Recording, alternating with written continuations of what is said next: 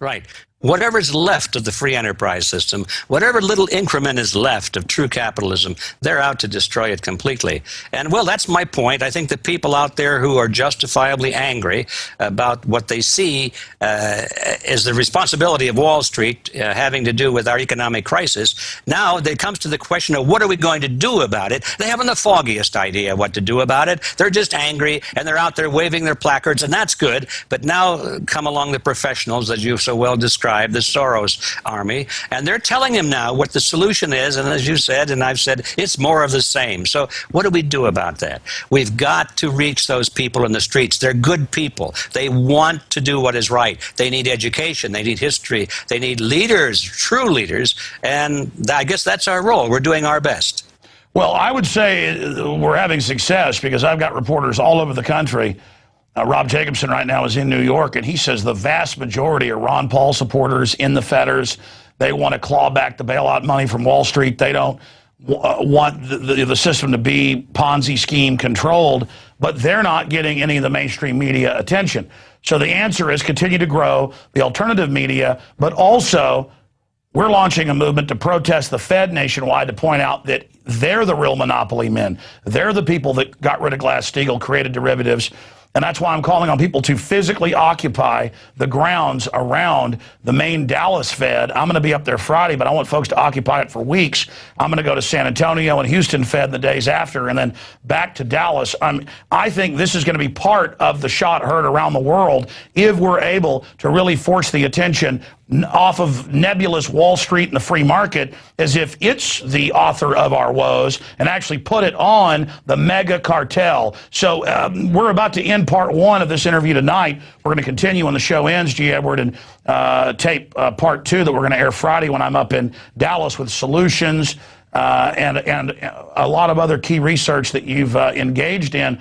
But right now, what do you think of my idea of occupying the Fed, A, and B, what is the end game of these people if we don't stand up to them and they get what they want? Okay, I think your idea of focusing on the Fed is excellent, okay? But now we're still going to face that problem. A lot of people will go there and they'll say, end the Fed, end the Fed, end the Fed, wonderful. And then the question is, then what? End the Fed, replace it with what? A lot of those same people now are saying, well, we'll just turn it over to the Treasury. We won't complain about the fact that they're creating money out of nothing. We'll just focus on the fact that it's the Federal Reserve creating money out of nothing. And that's bad because those are big, bad bankers. But they say if we allow our nice, trustworthy politicians to create money out of nothing through the Treasury Department, that must be good. Well, you see, we haven't won yet. We still have to get people to understand it's not who creates fiat money, it's the fact that anybody is allowed to create fiat money. We'll just trade out one group of masters for another. We won't even trade them out. They're the same people. That's the point. The banks and the Treasury are, where does the head of the Fed come from now? It comes from the banks, right? It's all intertwined.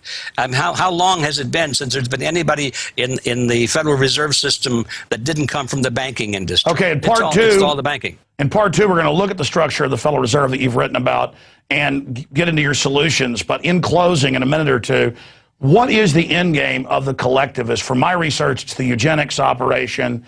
It's this playing God situation. Spend a few minutes on the world we are going to live in, or our children are going to live in, if we don't defeat these people. I mean, how big are the stakes here?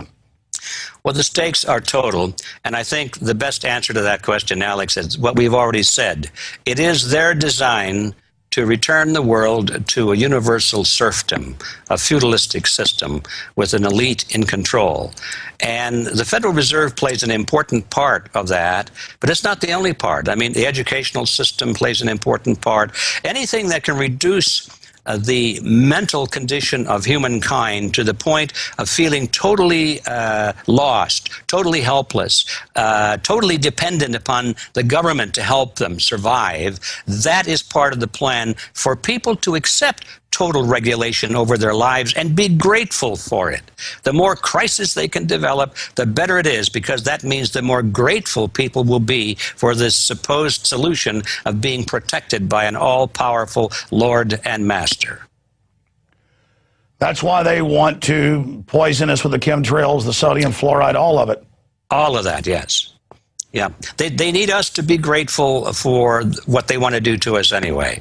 So, and the way they do that is they just keep crushing us down, creating crises, creating problems, economic disaster, wars, famine, you name it. And people will be so helpless and so frightened that they'll accept anything in the name of security. Well, in part two, I want to discuss a great example of problem, reaction, solution, or crisis creation. And that, of course, is Operation Fast and Furious. Wow, that is really unfolding. As we end this Wednesday edition of InfoWars Nightly News, Edward Griffin, I want you to give out your websites and talk about some of the important work you're doing right now that is part of the solution before part two. But then I want you to add the caveat or the double addendum here, because we are at the end of the interview, on my view that, Pol Pot killed anybody who was educated or wearing glasses. They saw that as being upper class, to wipe out people that could challenge them. But the globalists with the fluoride and the drugs and everything, they're just trying to wipe out our minds and basically turn us into biological androids. Well, yeah, you covered a lot of points there. First of all, thanks for the invitation to invite people to my websites. We have several websites, as you know. Our think tank website is called Freedom Force, and it's where we lay down strategies and explore strategies of how to take back control of our systems and how to educate and how to mobilize people on behalf of freedom. So that's freedomforceinternational.org. But our commercial site, where we sell books and recordings and videotapes and educational materials, is called The Reality Zone. And that's therealityzone.com. And you'll find about, well, a little over 100 different items there for sale, and we're constantly adding new items. So please come in there, and if you want to see what we think about news events, commentary on the news, we publish something every week, as you know, called Unfiltered News. We even put a few things in there now and then, Alex, from Prison Planet. And your excellent work gets in there quite a bit. So it's a free news service, and it's called Unfiltered News. Google it, and you can sign up there. Wonderful. Now, as for the other things, I don't know what to say. Yes, they are trying to control our minds and our spirits, our bodies. So they want to control what medicines and foods we take into our bodies. They control what information we take into our minds. They want to create little robotoids out of us, and they're doing pretty well. When you go into town and you look at some of these people shopping at Kmart or wherever you see them, and you hear them talking, and they're talking about the most asinine, mundane things. And this occupies their lives. They have no idea of anything that's really important. They're all wrapped up with Dancing with the Stars or Saturday football or who knows what, and these are all entertainment points with them. They need to be entertained and scintillated and tintillated. But these are prisoners of the literal matrix, and we're here to break them out. G. Edwards, stay there. We're going to come right back to you in a moment, but I've got to end this Wednesday edition of InfoWars Nightly News. We're going to come back and tape the second half for Friday, okay? Very good. Thanks a million. Well, ladies and gentlemen, that's it for this edition of InfoWars Nightly News. And as I said, we will be back on Friday with the second part of this interview that I'm about to shoot right now. Don't forget, we've got our Occupy the Fed event kicking off in Dallas, but it's happening all over the nation. Please be there, and if you can, be there with a sleeping bag and stay there, or come on Saturday or Sunday. And I'm going to be at other branches across the state in the next few days after that as well. This is so important. If you believe in the type of information you're seeing here and you want to help underwrite it and get it out to more people, we're not like Fox News and MSNBC that get secret banker bailout money or government propaganda funding. We are funded by viewers that want to help get this information out, and that's how we're building this news organization. So I want to thank subscribers to PrisonPlanet.tv and encourage people watching this on other areas of the web to become subscribers at PrisonPlanet.tv or InfoWarsNews.com. I'm Alex Jones signing off. Until tomorrow night, God bless you all.